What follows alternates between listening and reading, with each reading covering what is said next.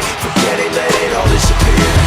Waiting for the end to come, wishing I had strength to stand. This is not what I had planned. It's out of my control. Flying at the speed of light, thoughts were spinning in my head. So many things were left unsaid. It's hard to let you go.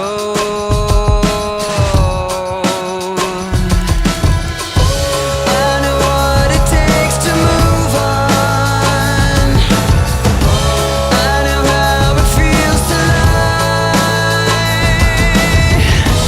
All I wanna do is trade this life for something new, holding on to what I haven't got. Yeah, what was left when that fire was gone? I thought it felt right, but that right was wrong. All caught up in the eye of the storm, and trying to figure out what it's like moving on. And I don't even know what kind of things I said. My mouth kept moving and my mind went dead. So picking up the pieces now, where to begin? The hardest part of ending is starting again.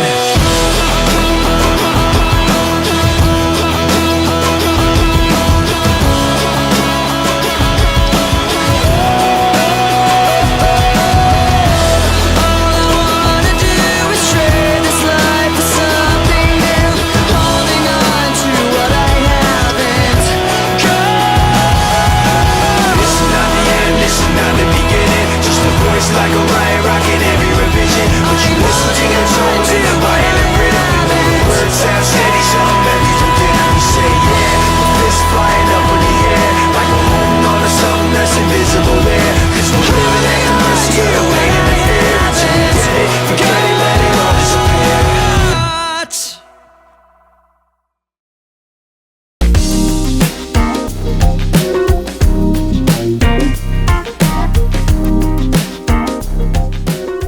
Sokrates'ten herkese merhaba. Amerikan Mutfağı'nın yeni bölümüne hoş geldiniz. Amerikan Mutfağı'nın yeni bölümünde ben İnan Özdemir, Kaan Kural'la birlikte NBA playoff gündemini konuşmaya geldik sonunda. Kaan abi beklediğimiz buydu ve bir NBA playoff gündemiyle karşınızdayız seyircilerimizin. Hoş geldin sen de. Hoş bulduk.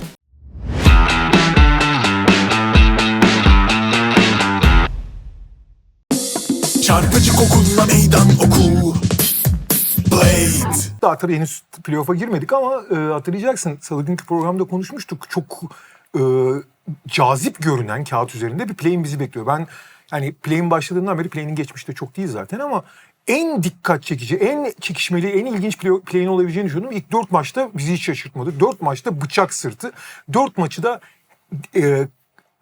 kaybeden takımın çok net kazanabileceği son toplara, bir topa, 2 hataya falan kaldı maçlar. Açık ara en iyi play-in'di şu ana kadar. Kesinlikle. Ve çok aynı zamanda şeyi saymıyorum. Philadelphia Orlando dışındaki diğer 3 maç çok da üst seviye maç oldu. Philadelphia Orlando da çekişmeli ve keyifliydi ama basketbol seviyesi de çok yukarıdaydı. Şöyle düşün bir de, şimdi Lamelo Ball'un basketi var. Hani Kobe White'ın falan şeylerini geçiyorum. Steph Curry, Draymond ve Al Horford'un kliplere girecek pozisyonları var. Danny Avdia'nın maç bitiren drive'ı var. Adem Bona'nın diğer tarafta jeneriklik blokları var. Muazzam bir play-in'di. Abi o ikinci blok var ya. Gördüğüm en yani iyi anlamda söylüyorum gaddar bloklardan biriydi. Yani küfür gibi blok, hakaret gibi blok yaptı ya. Ki sen bahsetmiştin Adem'in formundan. Yani Adem Draymond Biz ikilisinden. bu sezon çok az bahsedebildik. Çok niş bir rol olduğu için. Ama o niş role ne kadar iyi oturdu ve ne kadar takım içinde iletişim sağlamaya başladı. Adem zaten kariyerini biraz geç başlamış ve geç olgunlaşan bir oyuncu ama kendine bir yer edinmesi çok önemliydi. O yeri edindi. Şimdi o yeri ne kadar genişletecek yıllar içinde göreceğiz. Kaan abi bu arada biz Murat Gül'ün bir klibiyle başladık programa. Biliyorsun bir playoff geleneğimiz, hatta final geleneğimiz, hatta NBA sezon geleneğimiz. Yıllardır Murat bunlara çok ciddi emek veriyor ve yani sizlerin de beğenmesi, o beğenilerinizi yazması, eleştirilerinizi, düşüncelerinizi yazması çok kıymetli bizim için. Murat'ın gerçekten çok değer kattığı bir alan bu. NBA'in de çok güzel bir kültürüdür bu. Yani ben böyle şeylere çok önem veririm. Sonuçta biz burada tabii ki şimdi playoff serilerini konuşacağız. Sonra play-in serilerine, kalan play-in maçlarına bakacağız ama temelde biz hep şundan bahsediyoruz abi. Biz sosyal varlıklarız ve başkalarıyla NBA'yi konuşmak, başkalarına abi şu maçı izledin mi ya? Lamelo'nun topunu gördün mü demek. O da ya abi 16'da 2 attı ama herif maçı kazandırdı demesi. Bütün olayın amacı bu aslında. Yani başka hiçbir şeye gerek yok aslında. Ben bunu daha önce işte Oyuna Devam'da ya da başka platformlarda söylüyorum da. Abi hatta bazen şaka da yapılıyor onunla ilgili. Abi spor hiç önemli bir şey değil. Çünkü bugün dünyada spor yasaklansa hayatlarımızdan gerçekten hemen hemen Evet. hiçbir şey, yani hayatımızın da elzem parçalarından biri değil. Ama bu biraz sanata da benziyor. Mesela sanat da olmasa hayatımızdaki ana parça. Ama abi hayatta kalmakla yaşamak arasındaki hayatın renklerinden biri, keyiflerinden biri bu. Kimi bundan keyif alır, kimi bazı arkadaşlarımız Fransız sinemasından keyif alır. Eric Rohmer filmlerinde. Yani nasıl alıyor ben de bilmiyorum ama alıyor, bir şey demiyorum. Sana da Yani, o yüzden abi yani insanın içine başka bir mutluluk, başka bir hayat yaşam enerjisi veren şeyler bunlar ve çok çok keyifli yani. Ben de katılıyorum abi. Şey de önemli bir de hani böyle herkesin artık böyle kendisiyle inanılmaz meşgul olduğu bir çağdayız ya. Spor sana kendin dışında bir şeyle meşgul olma şansı Aynen. veriyor. Yani bir Bir şey de- başkası için hayal kuruyorsun. Başkası için hayal kırıklığı yaşıyorsun. Yani Kobe White'ın bir şutu atıp atmamasının senin için hiç önemli olmaması Tabii lazım ki aslında. abi. Ama önemli. Kobe Tuhaf. White dediğin adam 15 milyon, 20 milyon dolar para kazanıyor. Onu atmak için Umrunda bile değiliz biz, Evet, biz yani onu, evet. anladın mı? Garip bir şey aslında. Ama güzel taraf da o. Bir de şey çok güzel. Bir zamanlar ya Amerikalıların çok söylediği bir tabir de bu. İşte su sebilinin başındaki muhabbet diyorlar onlara. Zamanında tabii sosyal medya ya da iletişim bu kadar güçlü olmadığı için iş yerlerinde hani su almak için gittiği yerde karşılaştığında orada yaptığın sohbetler bunlar. Yani onlar iki kişinin arasında herkesin ortak buluşabildiği ve ilgilendiği bir konuda fikrini, duygunu paylaşmak. Zaten insanlar arasındaki paylaşımlar da bunlarla gerçekleşiyor. Bunlar çok önemli parçalar. Şimdi tabii artık WhatsApp gruplarına döndü biraz bu aynı şey. Ama abi bunlardan bahsediyorsun. Bunlar seni insanlarla, hayatla bağ kurmanı sağlayan ve Kobe White'ın şutundan bahsettin. Senin için önemli değil. Ama abi ben mesela yani öyle olmadı da WhatsApp'tan abi ne şut attı deyip sana yazıyorum yani. Hani sonuçta bizim bazen bir ilişkimiz var ama o ilişkinin çok önemli bağlarından biri o aynı zamanda. Kesinlikle abi. Çok katılıyorum. Yani Warriors Clippers izledin mi diye sabah öyle uyandık. Ya. Ben sana dedim ki abi dur spoiler verme daha yeni izliyorum. Buradan Play'in maçlarına geçeceğiz. Programın sonunda işte Charlotte, Orlando ve Golden State Phoenix'i tartışacağız ama Blade'le çarpıcı gündemde istersen Lakers Houston maçıyla başlayalım abi. Çünkü bize en ilgilendiren seri bu. Amerikan medyasının da en çok üzerine sohbet edeceği seri. Çünkü LeBron James bu serinin bir parçası. Luka Doncic bu serinin bir parçası olacak mı olmayacak mı bilmiyoruz şu anda. Austin Reeves olacak mı olmayacak mı bilmiyoruz. Ve soru oradan başlıyor değil mi? Kesinlikle oradan başlıyor. Bu tabii bir LeBron Curry olmasa da LeBron Durant de geçtiğimiz 15 yılın çok büyük aktörleri. O da bir ayrı hikaye. Ve ilk defa final dışında bir yerde karşılaşacaklar. 3 kere finalde karşılaştılar. 2 Warriors, Cleveland zaten. Bir de Thunder Miami olarak karşılaştılar. Şimdi tabii aynı konferansta olmanın etkisiyle bir ilk tur mücadelesinde karşı karşıya gelecekler. Toplam yaşları 78. Yani. Ve yani belki tabii ki prime'larında değiller ama halen şu anda NBA'de oyuna ciddi etki eden bir 30-40 oyuncu arasındalar. Net bir şekilde yani. Hani formlarını göreceğiz ki LeBron sezonu çok iyi bitirdi. Zaten kendini fiziksel olarak ne kadar iyi hazırladığını, ne kadar iyi yükseldiğini biliyoruz. Ama şöyle bir şey var. Biz bunu daha önce Austin Reeves ve Luka Doncic'in ilk sakatlandığı dönemde de söylemiştik. Ben yine aynı şeyi söyleyeceğim.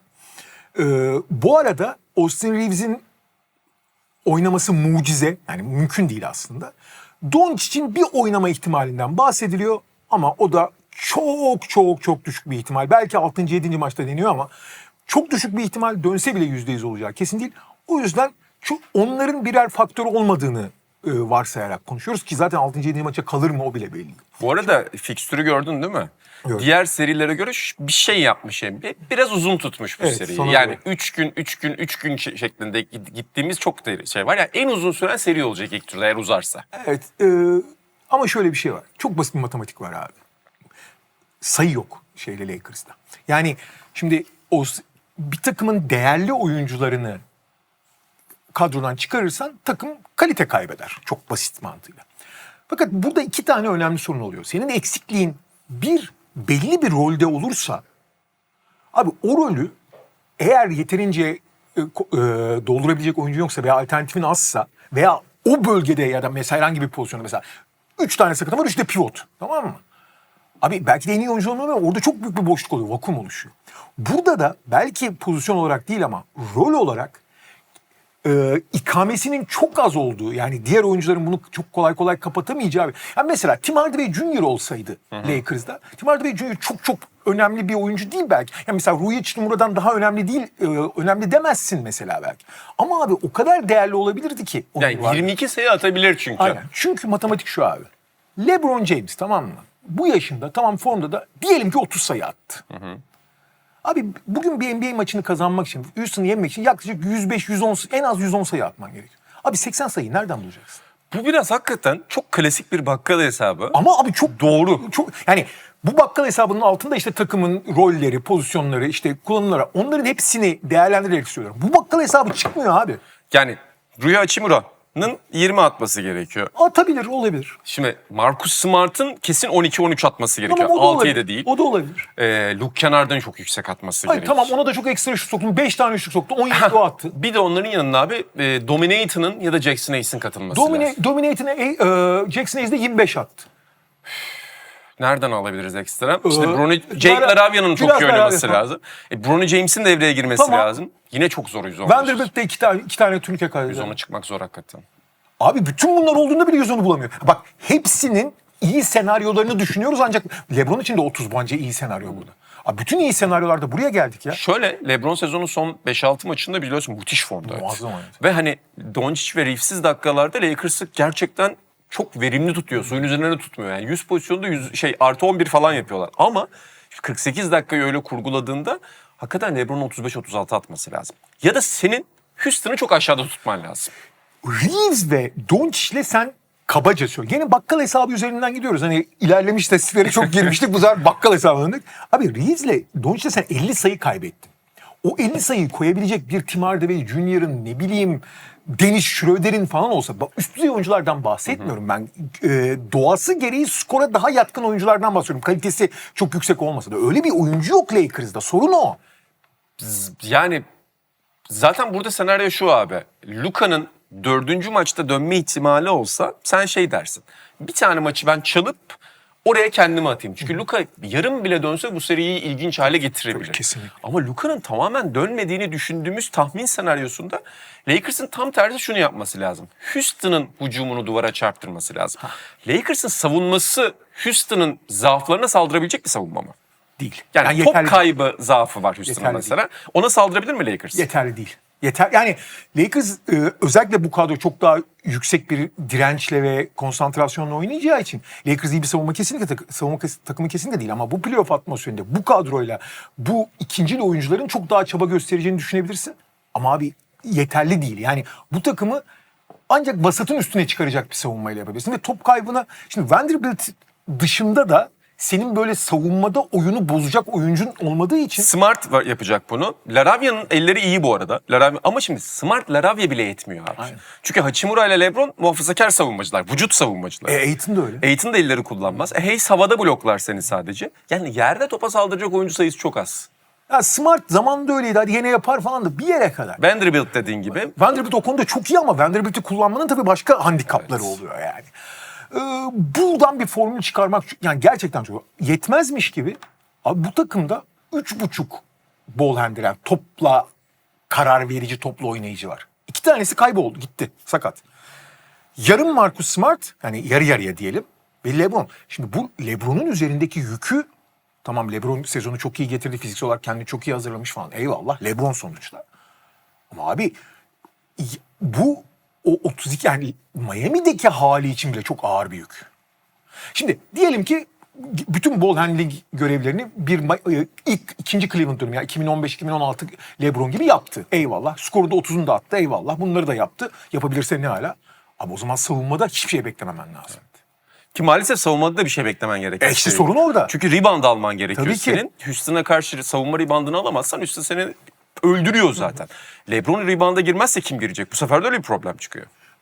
Öte yandan da bunu da konuşmuştuk. Çok kısa da geçeyim. Tekrar aynı şeyleri üstünden geçmemek adına. Houston'da özellikle Udoka özelinde ve teknik anlamda söylüyorum.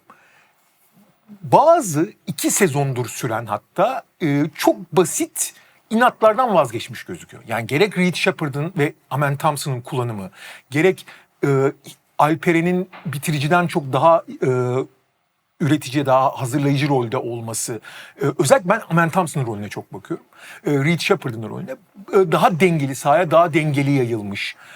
Tabii ki hala bir sürü sorunu olsa da çok daha basit, yani çok göz önünde olan, çok kolay yapılabilecek bazı konularda çok daha iyi bir yola girmiş durumda. Çok daha dengeli oynuyorlar.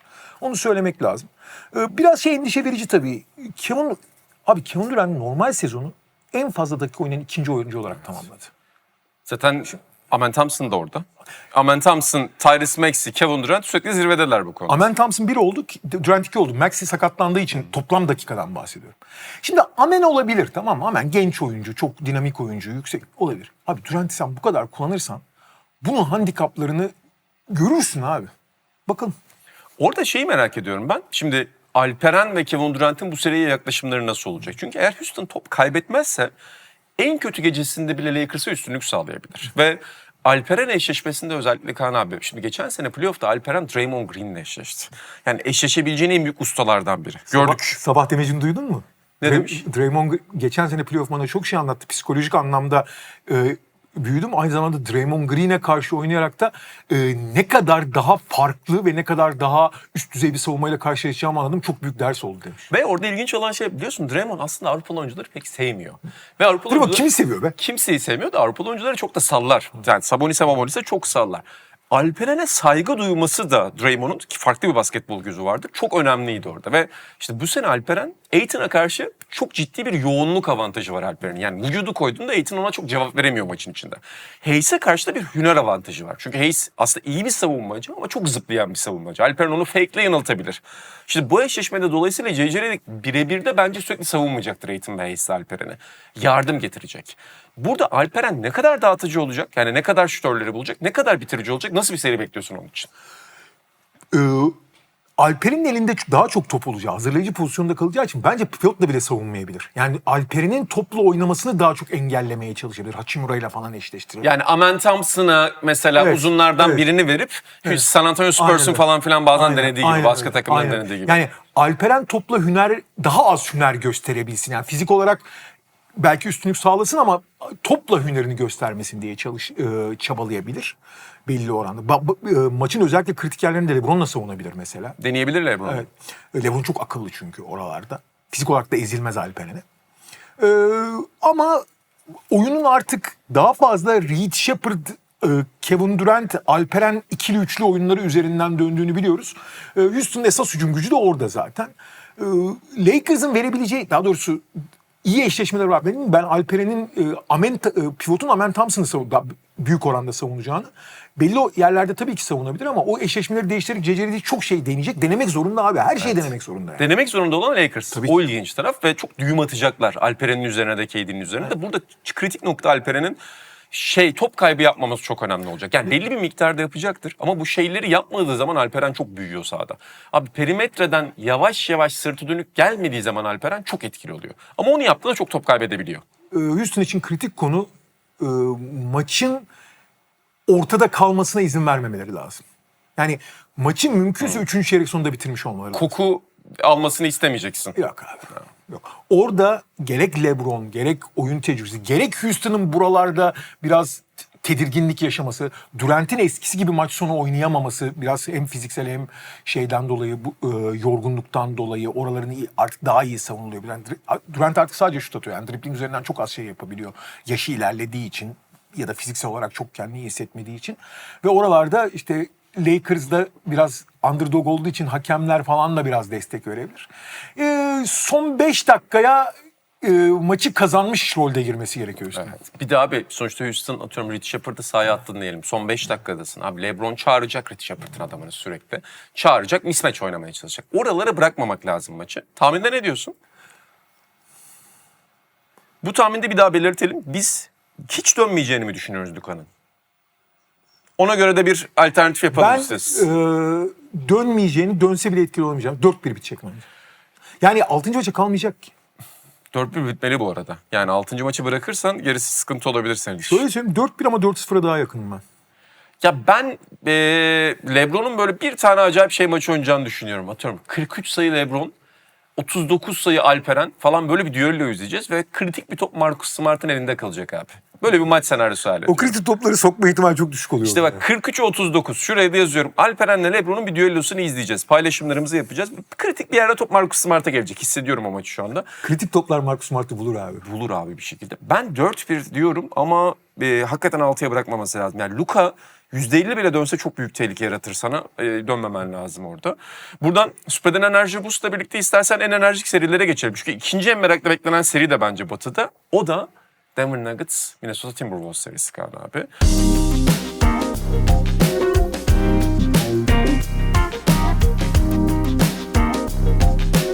Kaan abi burada da ikinci en merakla beklenen seri, muhtemelen aslında ilk en merakla beklenen seri, biz Houston Lakers'ı çok bekliyoruz. Denver Minnesota serisi. Ve hep 2 sezon önceki çarpışma tabii ki burada öne çıkıyor. Sence Denver Nuggets Minnesota'ya girerken 7 maç beklentisiyle mi girmeliyiz yoksa daha farklı bir senaryo mu var önümüzde?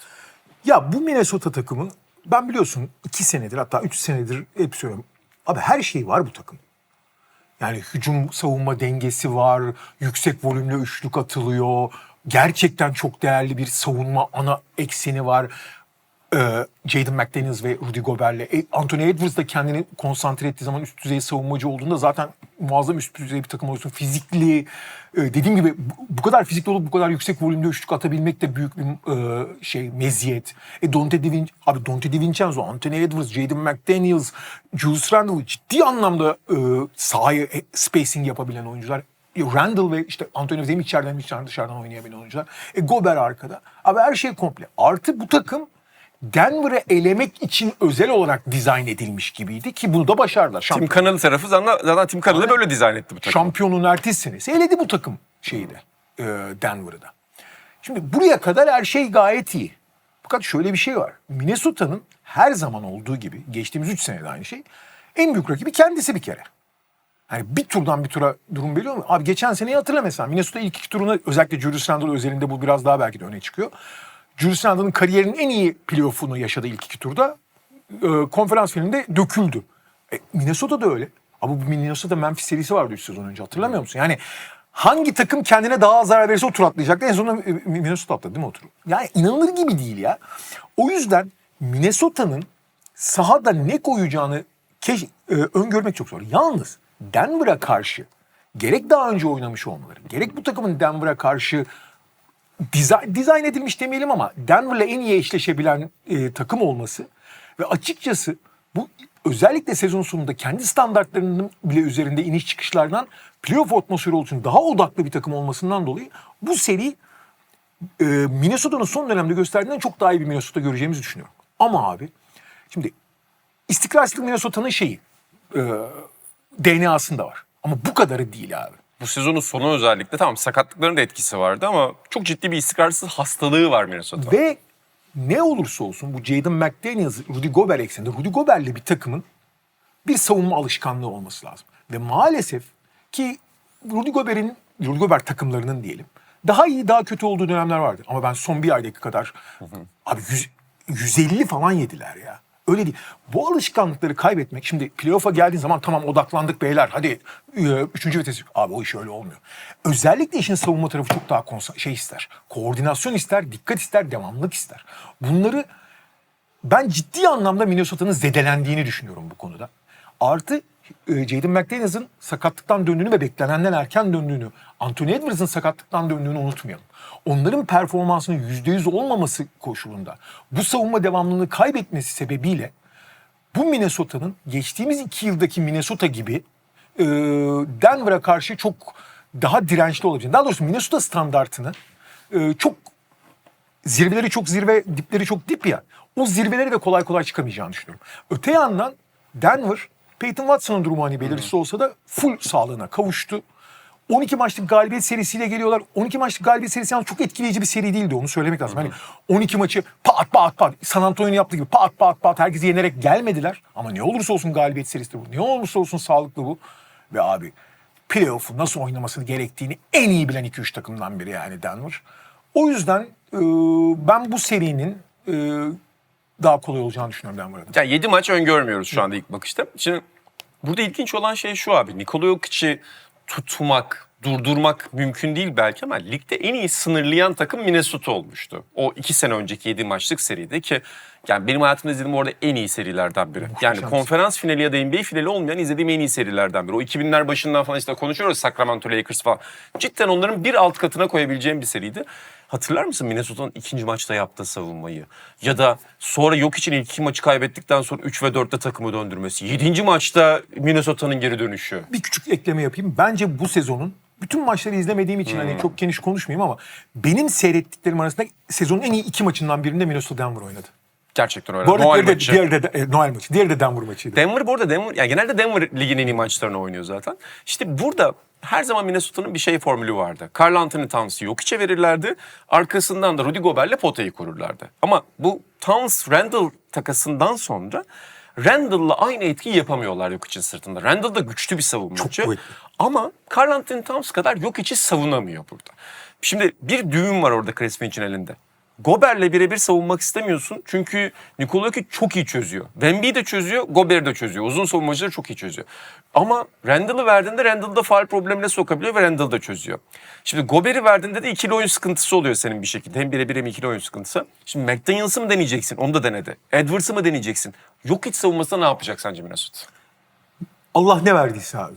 Herkes bir sırasını savacak mı? Herkes sırasında... Abi şu çok önemli. Jokic öyle bir oyuncu ki abi Jokic'i durduramazsın. Yok öyle bir şey.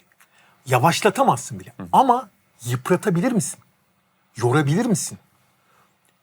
Atıyorum %68 ile 35 sayı atması yerine %63 ile 33 sayıda tutabilir misin?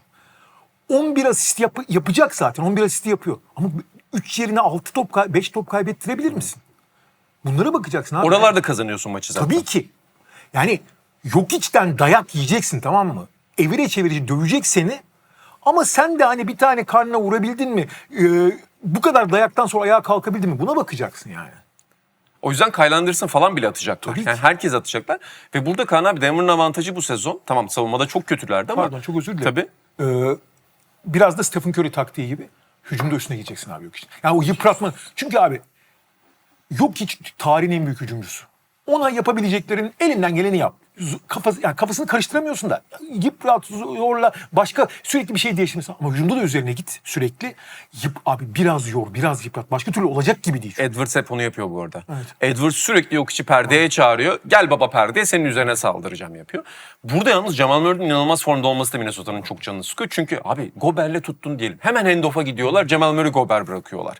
Atıyorum Randall'la tuttun diyelim Jamal Murray bu sefer içeri saldırıyor. Ya Jamal Murray Nikola Jokic oyununu savunmak ve bunu yaparken Tim Hardaway, Cam Johnson, Christian Brown, Peyton Watson, Aaron Gordon bunları şuttan uzaklaştırmak çok zor. O yüzden Minnesota'nın detayları çok iyi oynaması lazım bu seride. Öyle ama esas abi ne yaparsan yap. Bak Denver'a karşı dizayn edilmiş bir takım falan filan diyoruz. Sen iyi bir savunma takımı olduğunu diyorsun. Ne yaparsan yap Denver'ı belli bir seviyenin altına tutamıyorsun. Senin çok iyi de hücum etmen lazım. Yani 120'ye onlar çıkacak, 115 onlar çıkacak, sen de çıkacaksın. Hatta 120'ye. Evet. Yani bakkal hesabında 120'nin altına olmuyor iş. Bu çok ilginç bir seri olacak. Peki 4-2'ye mi gittin sen şimdi? Ben 4-2 tarafındayım Denver konusunda.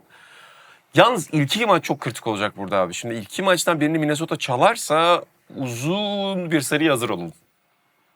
Ben 4-1 diyorum ya. 4-1'di. 4-1 başladın sen. Öyle. Ben 4-1 başladım Houston tarafında. Burada da 4-2 Denver diyorum. Batı'daki son eşleşmemizde play-in'den gelen Portland Trail Blazers 7'yi almış oluyorlar o maçı kazandıkları için. Ve ikinci sırada bitiren San Antonio Spurs arasında. Bu seriye şu anda nasıl bakıyorsun belli olan seriler arasında? Yani Portland çok ilginç bir savunma takımı. Ama Portland'ın hücumu San Antonio'nun savunmasına sorun çıkaracak düzeye gelebilir mi sence bu seri için? Gelemez abi.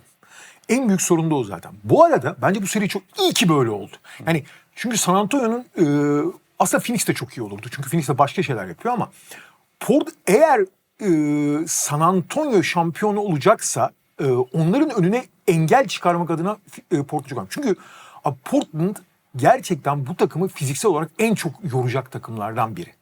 Çok sertler, çok büyükler. Şimdi Wembanyama sonuçta. Ama Klingon da çok büyük abi. Klingon dev yani. Yani Brook Lopez'in veliahtı gibi. Zaten 2.15 falan ve çok kalın, çok kuvvetli.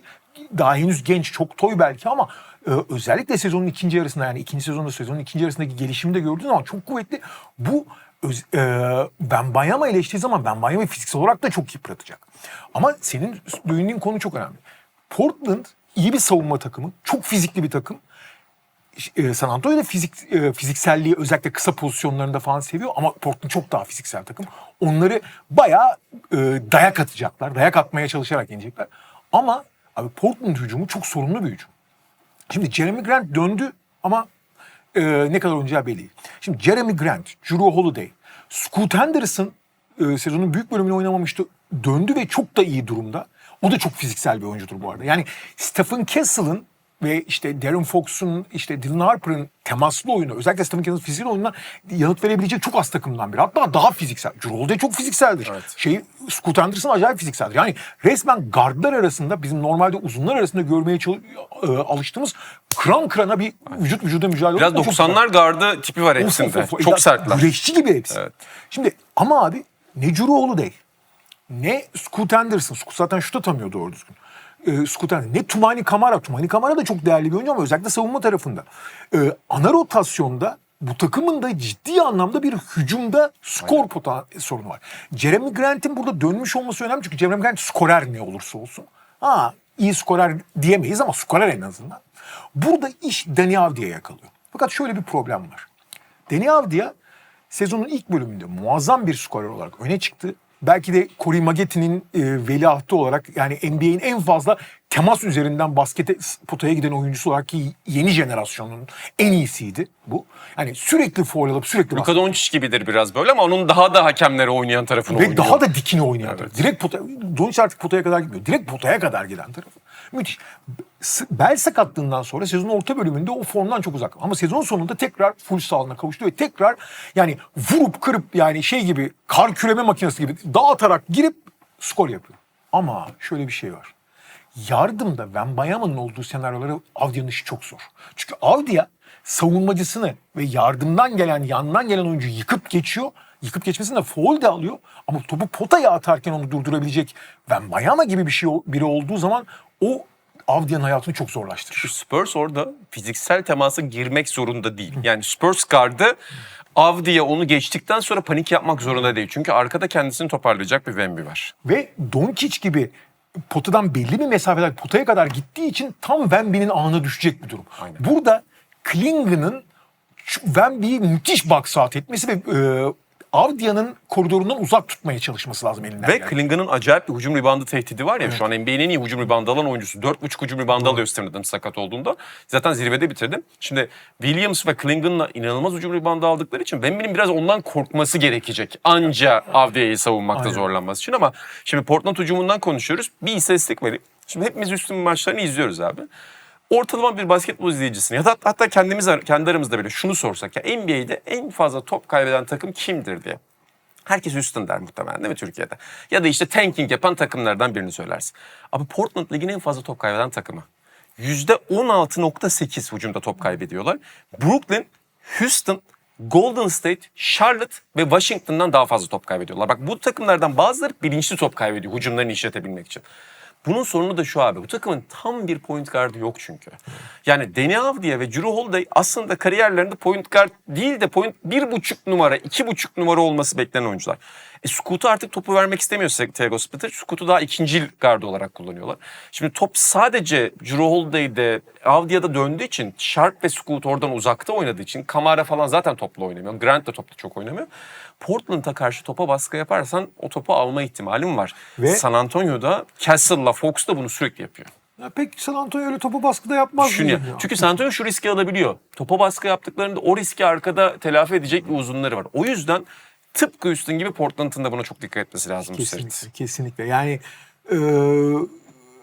ne kadar dikkat ederlerse etsinler çok top kaybına yatkın bir takım.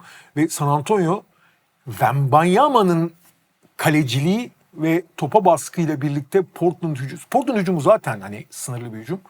Çok bozar ve San Antonio savunmanın tetiklediği sayılarda açık sahada işte bu top kayıplarından çok fazla beslenir muhtemelen. Peki San Antonio hücumuna dair playoff'ta bir endişen var mı? Tam bir hiyerarşileri Var. yok clutch time'da çünkü. Var. Nasıl bir hücum bekliyorsun onlarda? Ya şöyle orada bir dikotomi var. Yani Wembanyama'yı potadan uzak tutmak guardların yapmaya çalıştığı şeyi çok kolaylaştırıp harika hale getiriyor. Ama Wembanyama potaya yakınken daha iyi. Şimdi burada bu iyi aslında bu iyi bir sorun, tamam mı? Çünkü bu da iyi, bu da iyi. Hangi iyiyi kullanacaksın? Duruma göre, rakibe göre, maçın gidişatına göre bunları eğer iyi jonglörlük yaparsan, yani kısaların daha aktif olduğu bir şekilde Wembanyama'yı daha dışarıya çıkarıp kısalara penetre alanı bırakırsan onu kullanırsın. Sonra rakibin durumuna göre, rakibin aldığı savunmaya göre değiştirebilirsin. Bu güzel bir şey. Ama bunu doğru kullanamazsan da birbirine ayak bağı olabilecek bir durum işte.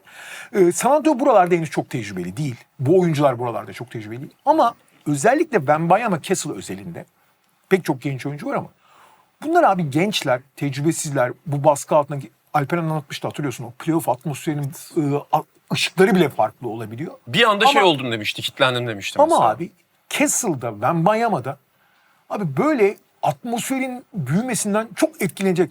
Yani baba bana ne, ben çıkar... Yani Kessel zaman zaman bunu abartılı yapıp hata da çok yapıyor. Ama abi geri adım atmayıp çok daha üzerine giden türde oyuncular. Yani eğer karşılarına çıkan canavar büyürse bu tedirginlik değil, daha beter hırs yaratıyor onlarda. Bunun zararları da var. Yani oyunu ölçmen, biçmen gerekiyor. Daha bilinçli. Bazen bilinçsizliğe de sürükleyebiliyor. Ama en azından bu baskı altında playoff atmosferinde sinecek oyuncular değil. Portland'ın fizikselliğinden yılacak oyuncular, takımlar değiller. Ha, yıpranırlar fiziksel olarak ama şey yapmazlar. Zihinsel olarak geri adım atmazlar. O yüzden San Antonio'nun da ben açıkçası hücum anlamında çok çok iyi bir seri geçireceğini, çok çok iyi bir playoff geçireceğini de düşünmüyorum. Ama San Antonio'nun savunması zaten özellikle Wembanyama özelinde olağanüstü. Yetmezmiş gibi Portland'ın sınırlı hücumunu en fazla... Ya Portland zaten iyi bir hücum takımı değil ama hücum etmesinin en zor olduğu takım San Antonio aynı zamanda. Yani mesela Oklahoma City de çok zor tabii de abi Avdia'yı devre dışı bırakıyor çünkü San Antonio. Orada bu arada hakemlerin Avdia'ya yaklaşımlarını da merak ediyorum. Çünkü normal sezona göre daha az düdük çalacaklardır o drive'lara. Bir de Thiago Splitter şey deneyecek mi acaba Kaan abi? Phoenix maçının sonunu 5 numarada Grant'le bitirdi.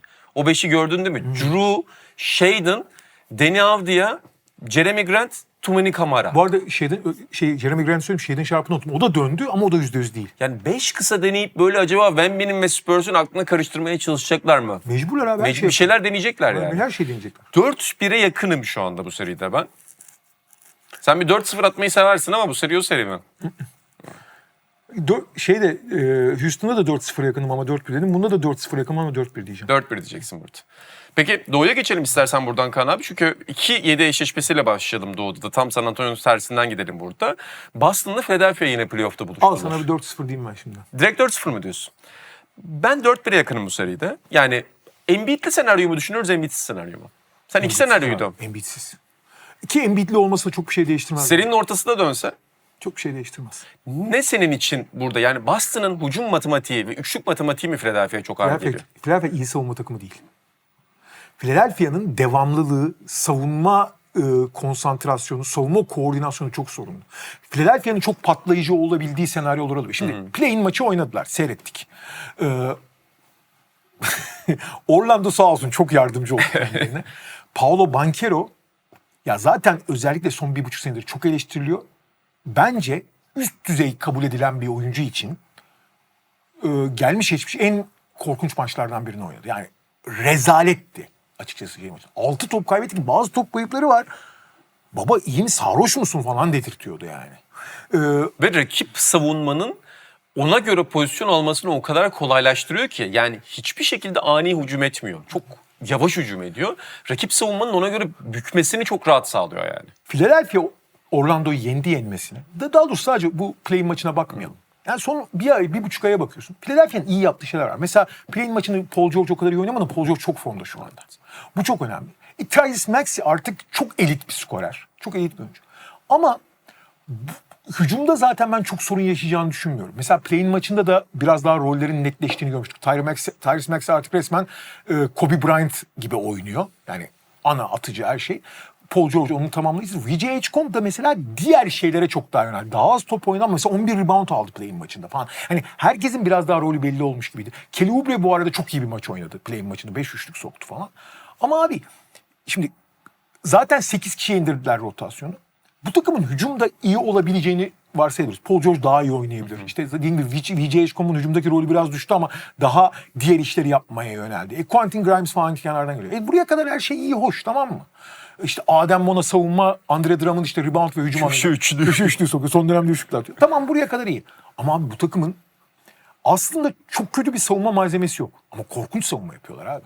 Yani Boston gibi bir takıma karşı savunmada belli, daha doğrusu Boston boş ver. Herhangi bir takıma karşı bir playoff maçında bu kadar istikrarsız, bu kadar dağınık, bu kadar koordine olmayan bir savunma yaparsan rekabetçi olman çok zor. Hele ki Boston gibi patlayıcı bir takıma karşı abi tamam iyi hücum ediyorsun ama onlar da sürekli atıyor falan. Bir yerde sen durduğun anda Boston atmaya devam edecek yani. Ve yani Kaan abi kötü de bir orada çarpışmada şöyle de bir sıkıntı var. Philadelphia bir de ligin en fazla rakibi üçlük veren savunmalarından biri. Yani şemaları gereği ortayı kapatıyorlar. Agresif yardım götürüyorlar. Bak ligin en fazla köşe üçlü veren takımlarından biri. En fazla üçlük attıran takımlarından biri rakip. Boston köşe üçlüğünü nispeten yani tabii ki atıyor ama bu kadar yüksek volümlü bir takım için köşe üçlüğü orada biraz daha düşük. Ama Boston her yerden üçlük bulabiliyor. O yüzden ve bak Nick Nurse'un ve Philadelphia'nın bu savunma şemasına o kadar rahat hücum ediyorlar ki. Bir tane çok güzel söyledim. Bir tane daha Philadelphia'nın büyük zaafı var. Boston'ın güçlü olduğu nokta hücum rebound. Evet. Philadelphia felaket bir rebound takımı. Boston'da müthiş demeyelim ama iyi bir hücum rebound takımı. Abi şimdi Boston çok az top kaybediyor. Çok iyi hücum rebound alıyor. Fazla üçlük atıyor. Şimdi bütün bunlar Philadelphia'nın savunma tarafındaki zaafları. Philadelphia'nın ben iyi hücum edebileceğine inanıyorum. Hatta özellikle Paul George'un da iyi bir günde denk gelirse falan hakikaten çok yüksek bir hücum potansiyeli. Ama abi savunmada nasıl Boston'a nasıl bir sorun çıkacaklar hiçbir fikrim yok yani. Gerçekten öyle bak. Söylediğin şey çok önemli. Ligin en fazla rebound veren 5 takımından birisin. Ligin en fazla üçlük veren 8-10 takımından birisin. Potayı savunmakta zorlanıyorlar. Çünkü hangi uzunla oynayacaklarını bilmiyorlar. Tatum döndü. Tatum sürekli oraya saldırıyor son dönemde. Abi şimdi Adem arkada kaleci de ya zavallım ne yapsın yani? Kaç topu durdursun yani? O yüzden çok zor burada Philadelphia'nın işi. Yani Philadelphia bu işi çözecekse bir kaotik maçta V.J. Edgecombe'la sezon başı da öyle çözdüler hatırlıyorsan. V.J. Edgecombe'la Tyrese Maxey'in çıldıracağı bir gecede çözecek bu iş. Ben güveniyorum yani Celtics'in playoff'ta geleneksel bir tane maçı oluyor ya, karavana şut maçı. Orada bence Tyrese Maxey maçı çözecek. 4-1'e gideceğiz. Şöyle bu söylediğin şey çok mantıklı. Bir tane Boston'ın saçma sapan şut attığı ve bir türlü toparlanamadığı maç mutlaka oluyor. Ama ben gene de 4-0 diyeceğim. Buradan New York Atlanta'ya geçmek istiyorum Kaan abi ki New York Atlanta ilginç bir seri olabilir. Çünkü Jalen Brunson'ı ligde en fazla baskıyla savunabilecek guardlardan bazılarına sahip Atlanta Hawks. Garip bir şekilde sezon sonunda da rotasyonlarını buldular. Yeni bir rotasyon buldular. Sence bu Atlanta yani bir 6-3 eşleşmesi Atlanta New York'u geçen sene Detroit New York'ta olduğu gibi 7 maça götürebilir mi mesela? Götürebilir. Ben ilk turun en çekişmeli serisi olmasını bekliyorum. Denver Minnesota'dan mesela daha çekişmeli olabilir Ben mi? daha çekişmeli olacağını düşünüyorum şahsen. Yani o daha üst düzey bir rekabet aslında ve eğer Minnesota'nın biraz daha yani Minnesota'nın iyi durumda olduğuna inansam tabii ki o derdim. Yani onu zaten herkes aynı şeyi söylerdi. Ben Minnesota'nın o kadar iyi durumda olduğunu düşünmüyorum. Bu arada Denver Minnesota demişken şunu atlamayalım abi. O çok ilginç bir eşleşme oldu. Onu söyleyecektim. Abi Minnesota hani olur da her şey yolunda gider. Şampiyonluğa ulaşırsa tarihin en ilginç yolu olacak abi. Denver, San Antonio, Oklahoma City teorik olarak ve işte ne diyorum Boston'la falan karşılaşacak. Böyle bir şampiyonluk yolu olacak.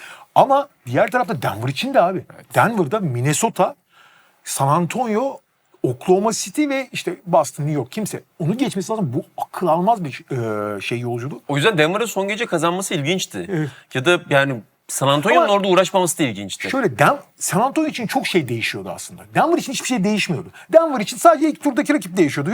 Minnesota'ya üstün, Minnesota'ya biz üstün dedi. Onlar için bir şey değişmiyordu ki. Sadece Oklahoma City ile San Antonio'nun sıralaması diyor. San Antonio için çok şey değişiyordu. San Antonio'nun o maçı kazanamaması San Antonio'da bence çok büyük bir handikap. Dener miydin sen olsan ben ekstra uğraşırdım. Abi San Antonio denedi zaten.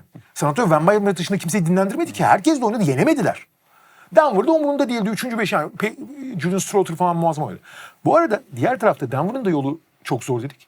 Abi Denver'da şöyle bir şey var. Jokic abi arka arkaya kimlerle oynayacak? Edwards'a karşı oynayacak. Gober, Gober. Gober, Wemby. Wemby, Chet. Chet olmuyor. Yılın savunmacısı ilk üçü oyuncu olacak bunlar biliyor musun? Büyük ihtimalle. öyle. Çok acayip yani. Neyse. Bu arada hakikaten acayip yollar ha. Şeye geri dönersek. Burada çok önemli bir ayrım var. Kısalarda, kısa pozisyon, dış pozisyonlarda Atlanta'nın çok ciddi bir fiziksel avantajı var. İçeride de tam tersine New York'un avantajı. anormal bir fiziksel avantajı var. Çünkü Okongwu pozisyonu için çok ufak. Atlanta, ben bu seride Atlanta'ya çok ciddi şans verebilirdim. Bir tane yalnız çok kritik nokta var. Abi Atlanta'da 2,5 diyelim karar verici var. Ve bunların hiçbiri gerçek birer oyun kurucu değil. Jalen Johnson, Nickeil Alexander-Walker analar ve Dyson Daniels. Şimdi Dyson Daniels'ın karar vermesi şöyle bir problem yaratıyor. Dyson Daniels hiç şut atamadığı için onu yapmak yani kontrol etmek daha kolay. Tamam potaya çok güçlü gidebilen ve işte hani şutunu riske etsen bile potaya gidip force edebilen, oyunu biraz zorlaştırabilen bir oyuncu ama gene de görece savunabiliyorsun. Muhtemelen Jalen Brunson'ı başına verecekler, içeri girmeye çalışacaklar ama yardım getirecekler. Fakat abi Jalen Johnson'ı belki de tüm NBA'de en iyi savunabilecek 2-3 oyuncudan birine sahip New York. Abi OG Anunoby, Jalen Johnson'ın hakikaten ruhunu emer yani. Diğer tarafta Mikal Bridges'ı da şeyin başına verdiği zaman Nickeil Alexander-Walker'ın başına. Nickeil Bridges eski savunma gücünde falan değil ama Nickeil Alexander-Walker'da da çok iyi eşleşebilecek türde bir oyuncu. Yani OG Anunoby hala süper bir savunmacı. Nickeil Bridges oralarda değil ama hala iyi. Aynı zamanda o kadar iyi eşleşiyorlar ki zaten New York'un gerek OG Anunoby'yi gerek Mikal Bridges'i almasının sebebi playoff'ta doğru kanatlarla eşleşip savunmada Jalen Brunson ve Karl Anthony Towns olduğu sürece bu takımın pick and roll savunma falan ihtimal yok. Ama doğru eşleşmeleri tamamen bitirebilecek bireysel oyunculara sahip olmak. Geçen sene Boston serisini hatırla işte. Tabii. O amacın karşılığını aldın. Bu daha da iyi bir seri abi. Çünkü rakibin 2 tane en önemli yaratıcısına çok iyi eşleşmelerim var yani.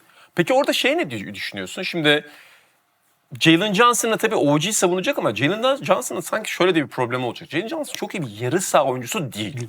Ve playoff'ta açık saha oyuncularının yarı sahada zorlandığını görürüz. Zaten orada zorlanacak. OG'ye karşı zorlanacak. Ama esas mesele Atlanta'nın savunmada Karl Anthony Towns ve özellikle Mitchell Robinson'ın karşısına koyabileceği oyuncu sayısı o kadar az ki Kaan abi. Okongwu'nun yedeği şu anda Muhammed Gay'e Tony Bradley ile imzaladılar. Jock Landale sakat çünkü. Ya Mitchell Robinson girdiği an tarumar eder bu oyunu.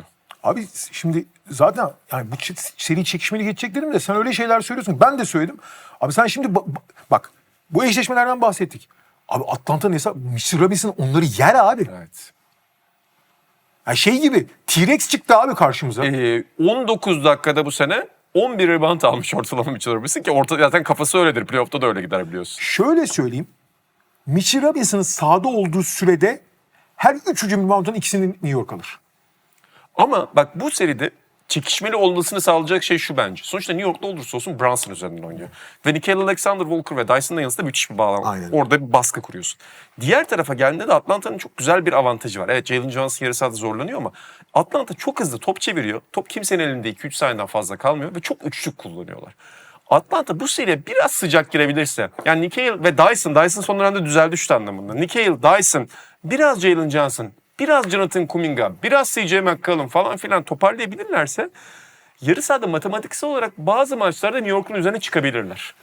Ama işte CJ McCollum'un falan çok CJ McCollum'a biraz fazla güvenmek zorundasın. Kenardan Rissach'e atacak, Kuminga'nın iyi olması Rissach'e lazım. niye atıyor abi? İşte Vincent'ın atması lazım, Gabe Vincent'ın. Abi şimdi bak sen Rissach'e ve Gabe Vincent atması lazım diyorsan unutalım kapatalım dükkanı yani. Peki biz rekabetçi diye başladık, ne oldu? Kendimize bir şey olmaya başladı. Şöyle New York'un asıl gücü hücum.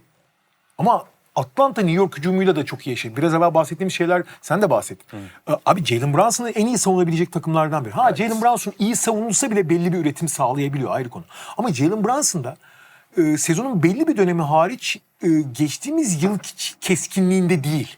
Yani çok iyi bir sezon geçirmedi Jalen Brunson ve kendisinden çok daha uzun, çok daha sert savunmacılara karşı hem yıpranacak fiziksel olarak, hücumda çok üstüne gidecekler. Yani Atlanta hücumunda ikili oyuna sürekli sokmaya çalışacaklar. O yüzden Jalen Brunson'ın hücumda taşıyıcı olmadığı bir durumda New York hücumunun da biraz sarsılabildiğini görebiliriz. Burada Ka- Towns'ı iyi kullanması Ha, çok önemli olacak abi. Towns'u iyi kullanması çok önemli. Ama Towns'la da iyi eşleşebiliyor Atlanta işte. Sorun orada. Burada New York'un en büyük şansı sezonun son bölümünde belli oyuncularda rotasyonu genişlettikleri için özellikle Landry Shamet'ın eklenmesi. Şeyi çok önemli. Miles McBride sezonun çok kritik bölümünü oynamamıştı. Onun oynaması falan gibi. Yani hücumda destek verebilecek diğer oyuncuların ekstra oynaması lazım. Mitchell Robinson'ın oynaması rebound avantajı getiriyor ama o hücumu sınırlıyor. Ben Atlanta'nın da iyi eşleşebileceğini savunma anlamında düşünüyorum. İki takım da birbirini daha aşağı çekecek öyle söyleyelim. Ama bu açıdan da çekişmeli olacağını düşünüyorum. Atlanta'nın çünkü yüksek volümlü üçlük attığın zaman abi her zaman daha büyük bir şans yaratabilir. Bir de New York o kadar yüksek volüm üçlük de denemiyor. Yok, New York biraz daha oyunu içeride oynamayı seviyor. Her zaman dışarı çıkmıyorlar. 4-2 diyorum ben. 7 maç görmüyorum. Ama tabii olabilir. Niye olmasın? Detroit de 7 maça götürdü yani. Ben de 4-2 diyorum ya. Burada Knicks 4-2 tarafındayım.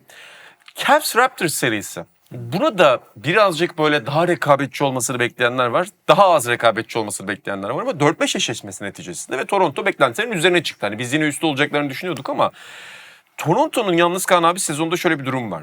Kötü rakiplere çok rahat yendiler ama iyi rakiplere karşı zorlanan bir Toronto Raptors var. Cleveland Cavaliers o iyi rakip mi sence? İyi rakip. En azından hücum anlamında. Savunmada da tabii ki özellikle bireysel anlamda hiç kötü değil Cleveland. Abi Toronto çok başından büyük işlere kalkışıyor. Yapıyor da yani hani takdir etmek lazım ama playoff'ta yemez abi. Yani senin bir numaralı skor opsiyonun Brandon Ingram'sa senin bir numaralı skor opsiyonu Brandon Ingram olan bir takımsındır sen yani. İkin kim?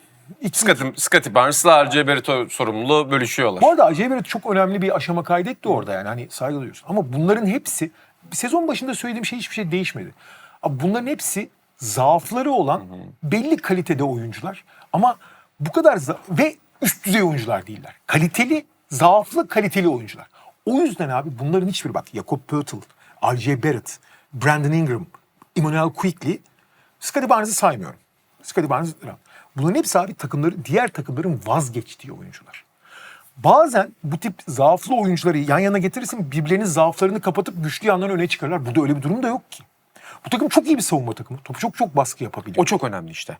Ama- Cavs hataya teşne bir takım çünkü. Ama abi bunun dışında bir şey yok. Hücumda koordinasyon yok. Hücumda birbirini tamamlama yok. Şut yok doğru düzgün.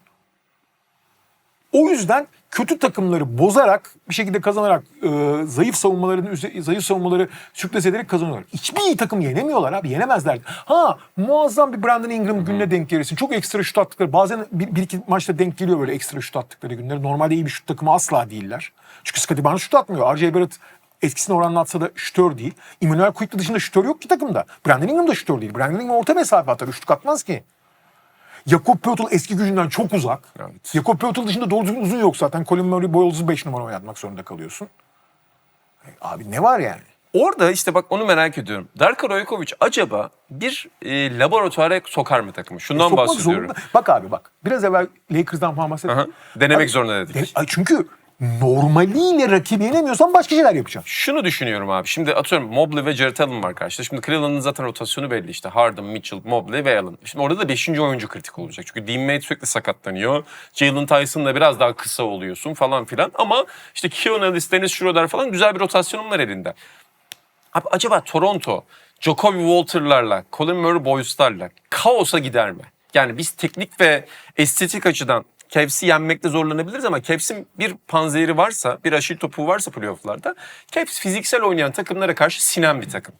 Acaba top kayıplarına saldıracaklar zaten Barnes önderinde. Acaba böyle Colin Murray Boyce, işte Jamal Shead, Jacoby Walter'la falan kaosu tercih edecekler mi? Abi kaosu tercih ediyorsun ama şimdi bak Cavs neye karşı geçtiğimiz yıllarda daha doğrusu bu kadronun nüvesi neye karşı? Mitchell Robinson tipi reboundçıları. Yani Evet. büyüklüklere karşı geri adım atıyorduk. Toronto büyük değil. Ya Poeltl da oyuncu. Poeltl uzun ama oyuncu değil tam. Bu takım topa saldıran yani bir nevi Oklahoma City'nin yaptığını yapmaya çalışan bir takım. Abi o mesela Cavs'e işlemez. Çünkü Harden oralarda hata yapar Harden da Harden'ı şey yapamazsın. Oyundan düşüremezsin yani. Oyundan çıkaramazsın ki. Yani topa baskı yaparak, saldırarak falan bu takımı bozmanın imkanı yok. Bu takımı döverek bozabilirsin. Mesela Portland'la oynuyor olsaydı Cleveland çok zorlanabilirdi, anlatabiliyor Tabii muyum? Kamara, Grant, Drew Holiday. Portland Toronto'dan iyi takım anlamında söylemiyorum. Oyun stili anlamında söylüyorum. İlginç bir taraf tabii ki o. Ya ben yine de bu Cleveland Orlando serisinde de benzer olmuştu ya. Cleveland da bazen çok kuraklık yaşayabiliyor playoff içerisinde. 7 maça gideceğini düşünmüyorum ama 4-2 mi 4-1 mi desem diye düşünüyorum burada. Ben 4-1 diyeceğim. 4-2 Cavs diyorum ben de. Ben burada. 4-1. Sen 4-1 diyorsun. Bir Çok sürpriz 4-1 dedim. beklemiyorsun. Çok 4-1 dedim. Evet çok 4-1 dedim bu arada. 7 maç tahmini yapmadık şu ana kadar. Çok iyi. Hiçbir serinin 7 maçı çok gideceğine Ya inanmıyorum. adaylar tabii ki Denver, Minnesota, Atlanta, New York. Bunlar adaylar. Bunlar gitmeyecek seriler değil, gidebilecek seriler. Philadelphia, Boston'da beklemiyoruz. San Antonio, Portland'da beklemiyoruz tabii ki. Ama play-in'den gelenlerde Bu arada mesela beklemiyoruz ama San Antonio Portland ben iyi seri olacağını düşünüyorum. ben de. Bu arada zaten 4-1 bitmesi kalitesiz olduğu anlamına gelmiyor yani. Atıyorum o serisi bile çok güzeldi abi. Denver'ın mesela Lakers'ın sürekli gelip son dakikada yendiği seri var. 4 tane yakın maç oynandı. 4'ünü Denver yendi. Bence iyi seriydi mesela. OKC play-in galibini bekliyor burada. Phoenix'le Golden State'e karşı. Oradan başlayalım istersen. Onu pazar günü konuşacağız. O yani eşleşmeyi. Direkt play-in'leri konuşalım. Aynen play-in'lere. Burada Phoenix Portland'a kaybetti. Golden State'de ikonik bir maç kazandı. Bu arada Clippers'a Phoenix karşı. Portland'dan bahsetmedik. O maçta da Phoenix'in son çeyrek başında 24-4'lük bir seri yakalayıp bu maçı kaybetmek, sonra maçı da 15-4 bir seriyle bitti. Ama maç sonunda bu kadar kuraklaşması inanılır gibi değil. Ama orada sezon boyunca bu takım işte saldırgan bir savunma yapıp çok az top kaybedip çok yüksek volümde üçlük atma formuna gitmişti. Bu takımda şu anda üçlük atan oyuncularda Grayson Allen, Colin Gillespie, işte Royce O'Neal, Dylan Brooks,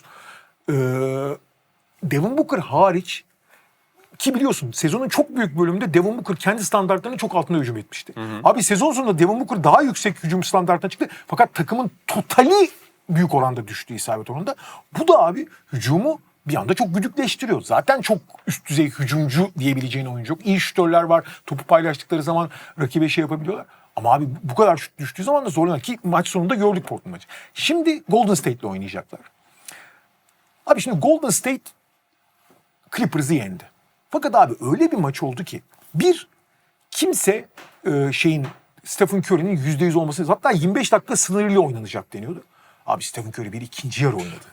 İkinci yarıda 14 ile 10'la 24 sayı attı. Yani gene bir Stephen Curry klasiği diyebileceğimiz, artık kaç tane göreceğiz bunlardan bilmiyorum ama bir tane daha anılarımıza harika bir maç ortaya koydu. Sola doğru attığı üçlük. Yani Kristan ve Brook Lopez'den kurtulup inanılmazdı ya. Bak, müthiş bir Stephen Curry maçı. Müthiş bir ikinci yarısı özellikle. Harika bir Guy Santos maçı. Guy Santos iyi bir eşleşmeye sahipti. O eşleşmeyi muazzam kullandı. Brook Lopez'e birebir de ne saldırdı ya. Çünkü Brook Lopez'in ayakları gitmediği için saldırdı. Tamam, buraya kadar tamam.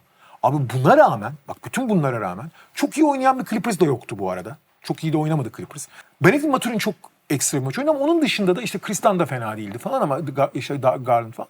Ama çok ekstra bir hücum maçı oynadı. Buna rağmen abi bak, müthiş Stephen Curry, müthiş Guy Santos diyorsun. Buna rağmen iki tane efsane iş gerekti. Biri Al Horford son çeyrekte 4 dakikada 4'te 4 üçlük attı. Acayip şutlardı bazıları da bu. İnanılmaz. Yani o sekans olmasa bu maçı kazanamazlardı. Fakat daha önemlisi Draymond Green. Her sene biraz daha geriliyor Draymond Green. Artık eski olağanüstü bir şey. Ama Draymond Green, yani nasıl, benim onunla ilgili hislerimi söylememi tekrar etmiyorum. Ama abi tarihin en büyük savunmacılarından biri. Bu tartışılmaz yani. O seviyeden gittikçe gerilediğini düşünüyorduk. Ama öyle bir maç oynadı ki, öyle bir son çeyrek oynadı ki Kawhi Leonard'ı yok etti adeta. O 3,5 dakikalık kesitin, yani 3,5 dakikalık bölümün şeyini koyar. Son 3,5 dakikada Kawhi Leonard'a top aldırmadı. Top aldığı yerde de bir araya girilmesi var. Topu ondan çalması var. Yani Kawhi Leonard'ı titretti. Ki NBA'de titretmesi, kilitlemesi, sağdan silmesi en zor oyuncu olabilir. Aynen öyle. Ve aslında çok doğal bir eşleşmesi de değil. Çok büyük savunmacı ya. Çok büyük savunmacı abi. Ve Clippers'ın en çok ihtiyaç duyduğu anda o Kawhi'yi devre dışı bıraktığı için maçı kazandı. Ve Porzingis de iyi oynadı bu arada. Evet. O alley-oop putback smacı falan çok... Gerçekten bütün gezegenler bir araya geldi Warriors'ta. Ama işte ancak böyle Clippers çok avantajlı. Yani. Buna ancak bu şekilde kazanabilir. Ama abi Warriors'ın tarihi de şu değil mi? Warriors hep bu gezegenlerin bir araya gelmesi oluşuyor. Yani biri de geçen yazmış, hatırlamıyorum kimin yazdığını. Steph ve Draymond ya 10 senede bu tip yüksek elektrikli, yüksek gerilimli o kadar maç oynadılar ve oynattılar ki yani Warriors maçı varsa izliyorsun o yüzden de. Şimdi Suns'a karşı bakalım ne yapacaklar. Yani teknik olarak maç sonu daha iyi oynayabilirler elbette ama Suns'ın savunması, gençliği ve yoğunluğu biraz daha fazla sezonda onlara göre. Şöyle bir şey var. Suns bir süredir sezon formunun altında. Booker hariç. Booker da iyi oynuyor işin ilginç yanı, yıldız oyuncuları. Ve play'in ilk maçında iyi oynamadı o kadar. Hücum anlamında özellikle. Savunmada gene hiç fena değil. Golden State de yani abi 20 gün önce kolu sakat oyuncuyu oynatmak zorunda kalıyordu kadro. Tersel'le serbest atış atıyordu Leons. Aynen. Şimdi ama play'inde de gördük. Büyük maçı oynamayı biliyorlar. Görece sağlıklarına da kavuştular. Ya bundan bana 20 gün önce söylesen çok rahat Phoenix diyorsun. Ama Phoenix aşağı giderken Golden State'te dediğim gibi sağlığına kavuştu her şeyden önce. Ortak oldu ama ben yine de burun farkıyla Phoenix'i avantajlı görüyorum ya. Ben bir gezegenler bir kez daha bir araya gelir mi diyorum ya. Bir OKC Golden State serisi istiyorum. NBA de çok ister onu. Onu istiyorum. NBA de istiyorsa bu arada. Bakalım. Göreceğiz. Diğer tarafta Hornets'la Magic oynayacak Kaan abi. Magic depresyonda şu anda. Philadelphia karşısında da çok kötü bir mağlubiyet elde ettiler ve Jamal Mosley kovulacak zaten sezon sonunda. Hani playoff'a çıksalar da kovulacak, çıkmasa da kovulacak. Diğer tarafta Charlotte'da yani play-in tarihinin en büyük, en dramalı maçını oynadı Miami Heat'e karşı. Bir kere önce şeyi söyleyeyim. Biraz önce bahsettik ama Orlando 2 tane öyle maçtan geliyor ki gerek sezonun son maçında Boston'ı onu konuştuk biz zaten. Boston'ın 3. 5'ine saçma sapan yenildikleri maç. Gerekse işte biraz evvel bahsettim Philadelphia'ya yenildikleri işte Banchero'nun perişan olduğu, Franz Wagner'in hiçbir şey yapamadığı. Abi Anthony Black falan önünde. Ya bu arada Jamal Mosley sezon ben biliyorsun 2 senedir Orlando iyiyken de söylüyordum. Abi Anthony Black bu kadar iyi oynarken Anthony Black'i kullanmaması falan. Yani bir sürü hatası var. Neyse geçiyorum. Bu Philadelphia maçını bir de müthiş de oynayan Desmond Bane'e rağmen kaybettiler. Yani bir de Desmond Bane normal oynasaydı ne olacaktı acaba? Şu anda acayip bunalımda Orlando. Korkunç bunalımda. Charlotte tarafına bakarsak da ben Miami maçı öncesi söylemiştim. Charlotte gerçekten çok güzel bir hikaye. Ve sezonun orta bölümünü, daha doğrusu Nisan başına kadar, Mart sonuna kadar muazzam geçirdiler ama son 3 haftada ciddi anlamda bir düşüş var. İvmeleri kaybedilmiş durumda. Concunapple çaylak duvarına vurdu. Takım o coşkulu, etkili hücumu falan kaybetti. Buna rağmen abi uzatmada zar zor ite kaka Miami'yi yenerken müthiş bir Miles Bridges maçıyla ve mucize bir Kobe White şutuyla maçı uzatmaya götürüp harika bir Miles Bridges maçıyla kazandılar. Abi Concunapple, LaMelo Ball ikilisi NBA bu sezon en fazla üçlük atan ikilisi 22'de 2 üçlük attı ya. 22'de 2 mi? 21'de 2. Zaten onlar da 16'da 2 atan LaMelo'dan geldi abi. Evet. 5'te 0 mı attı, 6'da 0 atmadı mı Concunapple? Galiba 5'te Neyse işte 22'de attılar. Abi bu takım gerçekten o ivmesini falan kaybetmişti. Ve abi maçın çok kritik bir yeri. Abi daha ilk yarıda, ikinci çeyrekte. 6'da 0, 6'da 0 haklısın abi. Düşün 6'da 0, 16'da 2, 22'de 2. Evet, sezonun en çok üçlük atan iki oyuncusundan bahsediyor. Ama abi takım ivmeyi kaybetti. Yani o Brandon Miller, Concunapple, LaMelo Ball üçlüsünün patlayıcılığı ve birbirlerinden beslenmesini artık kaybettiler. Yani yok olmadı tabii ama o zirve döneminde değil. Zirve döneminde olmayınca bu takımda sonuçta Charlotte abi etin en büyüğü ne? O yıkıcılık üzerinden her şeyi kurguluyorlardı. O biraz geriye düştüğü zaman başka defekler ortaya çıkıyor. Bir kere küçük takım. Diyabete müthiş mücadele etse de küçük kalıyor. Miles Bridges bu kadar olağanüstü bir maç oynamasa gene çok sorun değil. Ama yetmezmiş gibi abi maçın en kritik olayı abi ikinci çeyrekte LaMelo Ball'un maçtan sonra ben maç olduğu anda Zach Zarba maçtan sonra açıklama yaptı. Bence o kural kesin değişecek. Biraz şey gibi bu Dallas Sacramento serisi miydi? Anladım ne demek istediğini. Evet kural değiştiren an olacak yani. Kural değiştiren bir an olacak. Bence bundan sonra bu kural değişecek. Zach Zarba maçtan sonra açıklama yaptı. Dedi ki biz pozisyonu düdük çalmadık, görmedik. Ondan sonra oyun aktığı için oyun akarken geri dönüp pozisyona bakamıyoruz dedi. Bence sakatlık gibi pozisyonlarda yani centilmen dışı hareketler için bence tekrar izleme şeyi getirilebilecek. Çünkü, Yani orada bacağını çekiyor orada. abi maçtan sonra LaMelo Ball'a NBA Flagrant 2 cezası verdi. Flagrant 2 maçtan atılmaktır. LaMelo'nun atılması gerekiyordu. Ben çok kasıtlı derken tahammüden yaptığını düşünmüyorum ama LaMelo çok kontrolsüz olduğu için orada resmen Bam Adebayo'nun ayağını çekti. Bam Adebayo'yu düşürdü ve sakatladı. Bam Adebayo oynayamadı sonra. Sakatladı yani Bam Adebayo'yu. Bam Adebayo 11 dakika oynayabildi maçta. Ona rağmen Miami maçı rekabetçi kıldı abi. Abi Kobe White mucize bir üçlük atmasa kazanmışlar. Uzatmada bitti zaten. Devion Mitchell'la acayip bir şey yakaladı. Devion Eric Spoelstra yine zaten Devion Mitchell da bir play-in efsanesi bu arada biliyorsun. Kesinlikle. Play-in'de hep çok iyi oynuyor yani ama abi Devion Mitchell 47 dakika. Devion Mitchell, Cal de çok önemli işler yaptı. Andrew Wiggins, Tyler Hero, Hayma Hakez derken acayip bir grup Bu arada Bam Adebayo'nun devre dışı kaldığı, Tyler Hero'nun iyi hücum etmediği bir maçta Devion Mitchell ve Andrew Wiggins'in hücumuyla getirdiler. Ha, üçte kaybettiler. Şimdi bu arada yani LaMelo Ball'un aynısını 2 sene önce Bam Adebayo yaptığını biliyor musun? Aynısı. Yerdeyken ayağından çekiyor ve düşüyor. Burada sakatladı, oyundan çıkardı. Yani muhtemelen o yüzden oyunun atılacaktı ve bu maçı Miami kazanacak. Muhtemelen değil kesin. Abi NBA zaten flagrant 2 olduğunu maçtan sonraki tekrarda söyledi. Muhtemelen değil, kesinlikle atılacaktı LaMelo Ball. Çünkü orada etki var mı ona bakıyorlar. Hareket devam ediyor mu ona bakıyorlar. Düşürüyor mu ona bakıyorlar. Hepsi var. Sakatlık riskine bakıyor. Sakatlık Adam sakatladı, riski. oyundan çıktı zaten. Neyse. Şimdi o yüzden abi şimdi Charlotte iyi durumda değil. Biz bu hani LaMelo'nun pozisyonunu anlatırken takımın ne kadar o Mart ortasındaki halinden uzak olduğundan bahsediyoruz. Ama Orlando ağır bunalımda. Evet. Çok ağır bunalımda. Şimdi maça bakıyorum. Bir de abi Charlotte, şimdi sen formsuz dedin tamam da abi Charlotte'da bir daha 56'da 18'de üçlük atmaz herhalde ya. Yani 56'da 18'de çok dramatik bir durumdu cidden. Yani LaMelo Ball 31 şut kullandı ya. 2001 Allen Iverson mısın sen yani? Bir de yani öyle iyi bir de bir şutör değilsin. 31'de 12 şut attı LaMelo Ball. Ve Orlando fiziksel bir takım olmasına rağmen, teoride iyi bir savunma takımı olmasına rağmen bu bunalımdan dolayı çok oyuncu kaçırıyor. Abi Charlotte'a karşı biraz dikkatli olursan biraz oyuncu kaçırırsan ama yağdırırlar yani. Ve Concunaple'ın iyi oynayabileceğini tahmin ediyoruz maçı. Yani bu kadar kötü oynamaz bir daha. Ki şey de ilginçti bu arada. Concunapple yalnız son 15 maçta 1 ya da 2 iyi maçı var. Yalnız Charles Lee'nin tamamen oturtması da ilginç bir karardı. En kritik toplarda da almadı. Hani formsuz şutörünü alır bırakırsın ya sahaya ama Kobe White o kadar muazzam oynadı ki Kobe White'la oynamayı tercih etti orayı. Kobe White onların takas döneminde Kobe White alması Abi muazzam. Kobe White, Houston Rockets'ın peşine düşmemesi. Ya Kobe White nasıl alınmaz abi? İnanılmaz. Ya Ayados'un muyu da biz söylemiştik de abi şu Kobe White'ı izleyince bir Houston'da şeyi düşünmez mi ya? Yani Fred VanVleet olsa bile Kobe White'ı istersin Tabii ki abi. istersin abi. Yani ulan bu Kobe White alınmaz mı ya? Bilmiyorum yani görüştüler mi hiç ama. Charlotte yani, mi diyorsun, Orlando mu diyorsun? Charlotte diyorum ben buraya. Ben Warriors Charlotte diyorum. Ben Phoenix Charlotte diyorum. Ama play-in maçları, tek maç, NCAA gibi her şey olabilir. İnşallah ilk 4 maç gibi olur bu arada. Müthiş Evet. olsun. Muazzamdı. Onlar da bu gece oynanacak. Seyircilerimize söyleyelim abi. Onlar da bu gece oynanacak. Seyircilerimiz oradan izleyebilirler. Son olarak şeyi sana söyleyeyim. Biliyorsun değerli editörümüz Kerim Kılıç'la birlikte onu bir odaya kapattık ve Cemina ile konuşturuyoruz. Biz iletişime Vay. geçmiyoruz onunla. Bu arada- bir süredir. Bu arada Gemini ile play'inde şey diyordu, Phoenix diyordu. Ne oldu Gemini? Evet, biz yendik Cemina'yı falan. Sevgili Kerim'le Cemina'yı baş başa bıraktık. 24-4'lük seri sırasında Gemini dans ediyordu. Bildim ben diye ama gördük sonra. Sana doğudan tahminlerini söylüyorum. Cemine'ye kadroları, son kadroları ve sakatlıkları da verdik. Boston 4-0 demiş.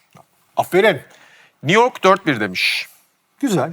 Cavs 7 maç demiş, 4-3. Cavs'i daha yakın bekliyor. Bakalım. Diğer tarafta, şimdi burada ilginç bir şey var. Denver'a 4-0 demiş Minnesota karşısında. Anthony Edwards makineye saldırabilir. Vallahi Minnesota taraftarlarının çok tepkisini çektin Gemini. Houston 4-1 demiş. Gemini şey diyor mu? Demirden korksak trene binmezdik diyor mu? 4-1 üstü Rockets, 4-1 de San Antonio demiş. Bu da bizim tahminlerimize yakın. Ayrıldığımız nokta Denver ve Cavs olmuş benim gördüğüm. Yani Denver serisini çok tek taraflı söylemiş, Cavs'i de çok yakın söylemiş. Buralarda ayrılıyor gibi görünüyor şu an. Abi yapay zekaya karşı çıkarken insan biraz tedirgin oluyor. Ürküyor abi. Yani sonuçta onun ne derler bilgi altyapısı, kütüphane altyapısı bizden biraz daha geniş olsa gerek de. Ve biz duygusal bakıyoruz meselelerin Evet, ne olursa doğru. olsun. Ne kadar rasyonel olduğunu düşünsen bile duygusal O bakıyorsun. da bazen çok mekanik bakabiliyor. Evet. Çünkü işin içinde özellikle yani sonuçta bu pozitif bilimden bahsetmiyoruz. Bir spor organizasyonu, bir tahmin sonuçları ne olursa olsun. O da biraz daha matematiksel baktığı için fazla mühendis ki ben de O da az duygusal bakıyorsun. ben de çok mühendis kafasıyla bakıyorum ama insani faktörleri ne kadar değerlendirebiliyor onu göreceğiz. Bu arada öğreniyor biliyorsun değil mi? Muhtemelen 2 sene sonra çok daha iyi tahmin yapacak yani. Muhtemelen abi.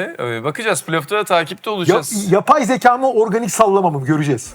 Biz organik sallamamızı yaptık efendim. Salı, Cuma ve Pazarları buradayız playoff'ta bu arada. Salı, Cuma ve özellikle Pazar 19'da sizi bekliyoruz. Biz normal sezonda hep Salı, Cuma yaptığımız için seyircilerimiz orada alışkın tabii bizim Salı, Cuma yapmamız ama Pazar günleri de gelirseniz çok mutlu oluruz. Maç playoff'u değerlendireceğiz efendim. Pazar günü de kalan 2 seriyi değerlendireceğiz Kaan Kural'la birlikte.